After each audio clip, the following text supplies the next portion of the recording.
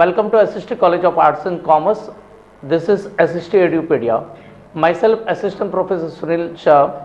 Today, I would be covering up the topic called Depositors Act 1996, which has been there in SYBBI Sem 4 of Mumbai University, and the subject is Corporate and Securities Law.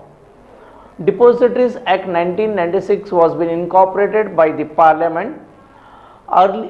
Speaking about the history of Depositors Act, the earlier system of Indian Stock Exchange was very inefficient since the securities were in physical form. This led to settlement of delay, theft, forgery, bad deliveries, and also added extra cost of the courier as well as the postage cost. To wipe out these problems, the Depositors Act was passed in 1996 by Government of India. The Depositors Act initially came into force as an ordinance, namely, the act was first introduced in Lok Sabha as the Depositors Bill in 1996.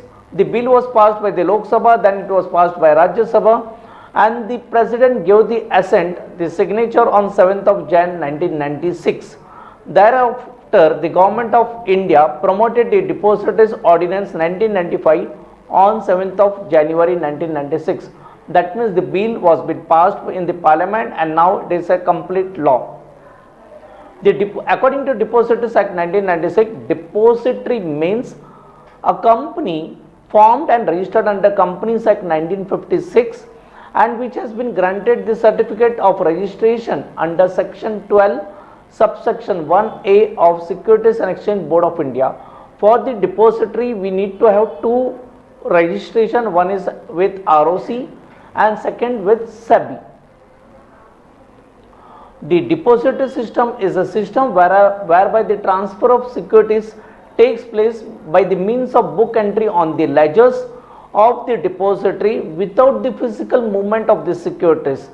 Depository system is also known as scriptless trading system. That means in the digital form the transaction takes place, not in physical form.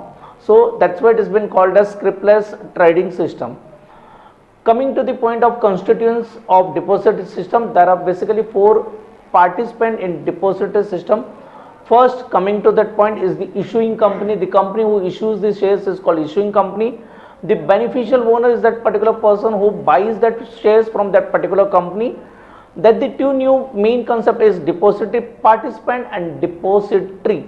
The depository are two, in India we have two depository, one is NSDL and CDSL, and the depository participants are many, like Angel Broking, Rathi, then we have like Motilal Oswal, Sher Khan, and many sub-brokers or many financial institutions would be also called as the depository participant, including the share transfer agents. I am explaining one by one in the coming slides. The depository is an organization like a central bank where the securities are held in electronic form at the investor's request. Means the investor will request them to please keep my securities in the electronic form. It works as a link between the company and the investor. At present, there are two depositories in India. One is NSDL and second is CDSL. The full form of NSDL is National Securities Depository Limited and the other one is Central Depository Service Limited. To tell you, in the world, India is the only country where we have two depositories, whereas in most of the country we have only one depositories. Explaining in short about the NSDL, that is called National Security Depository Limited. It was registered by SEBI on 7th of June 1996 as the India's first depository to facilitate the trading and settlement of the securities in the demat form. The main promoters of NSDL are IDBI Bank, NSE, National Stock Exchange, and UTI.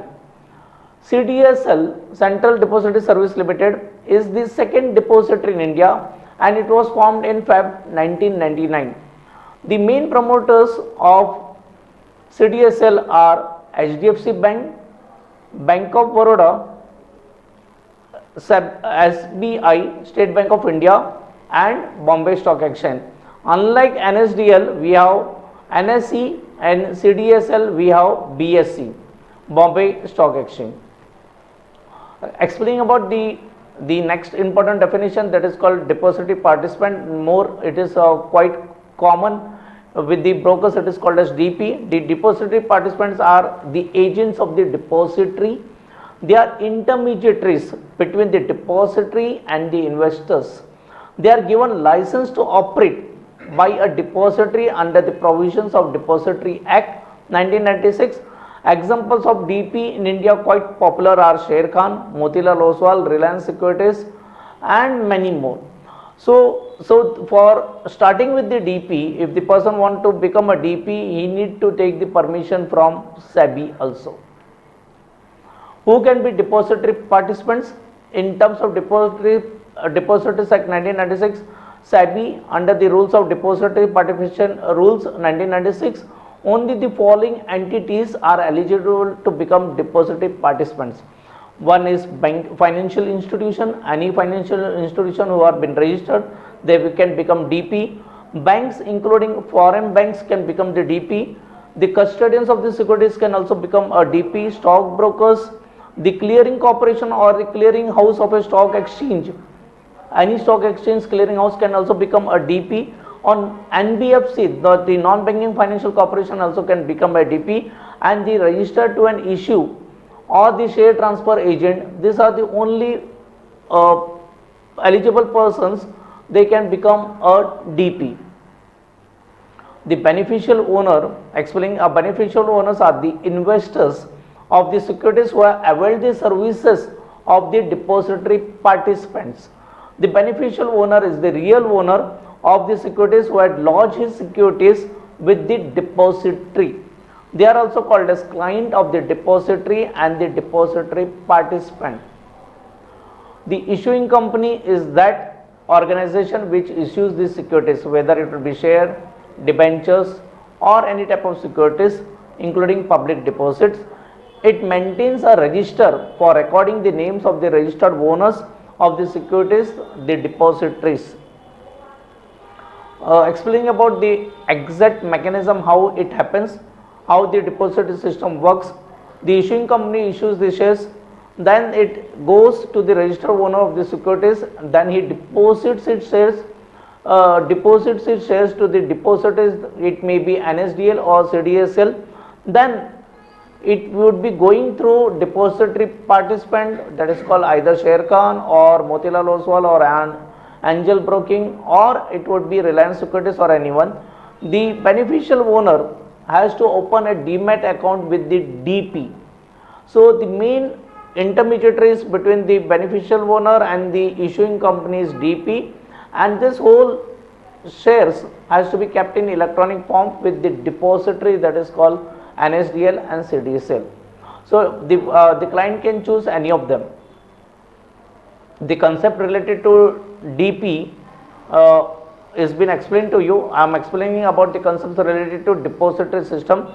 The very well known is dematerialization. Dematerialization is the conversion of the physical share into an electronic form.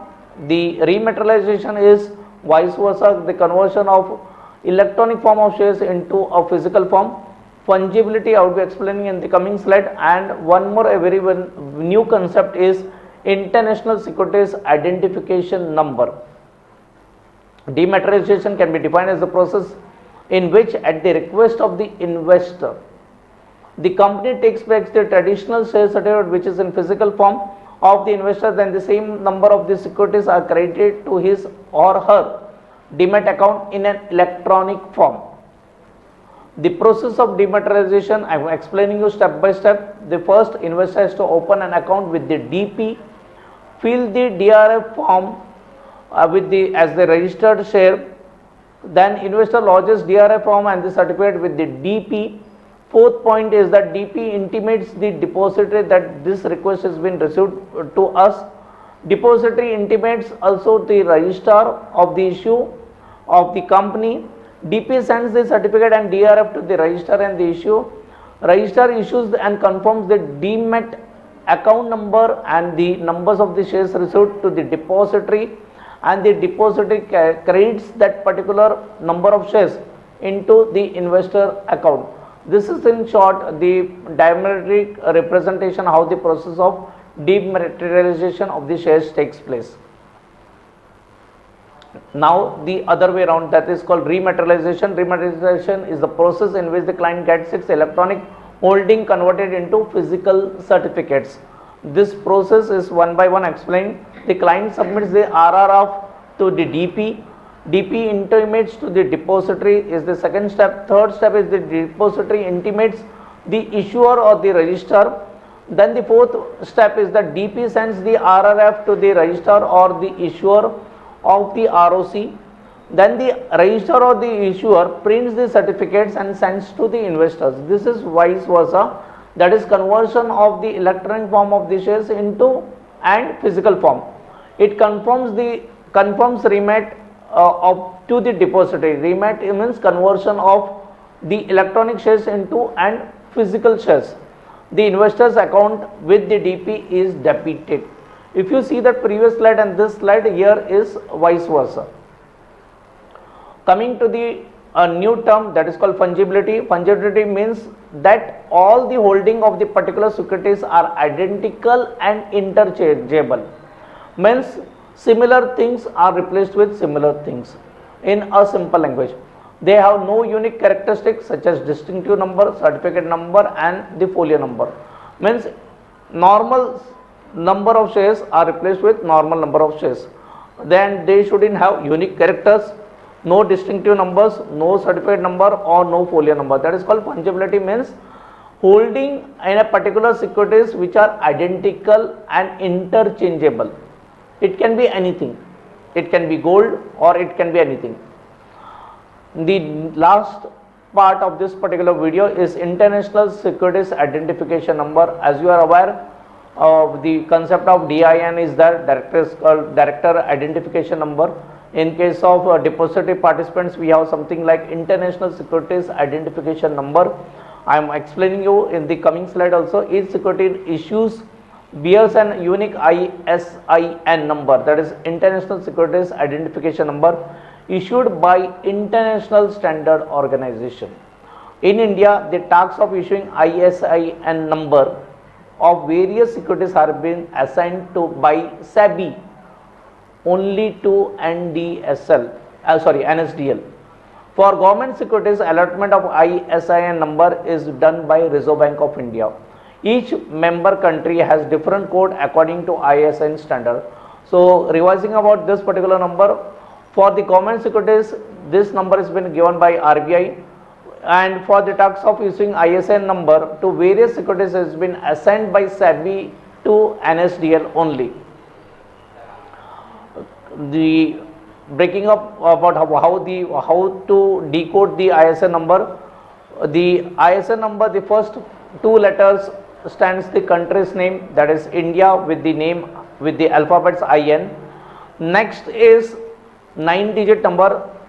First three are zeros, the numericals followed with alphabets, then it is 0, then alphabet and 0. That is security specific code which is being issued by NSDL, that is alphanumeric or a numeric number followed with an alphabet, that is checking number. It can be any alphabet which has been issued by NSDL.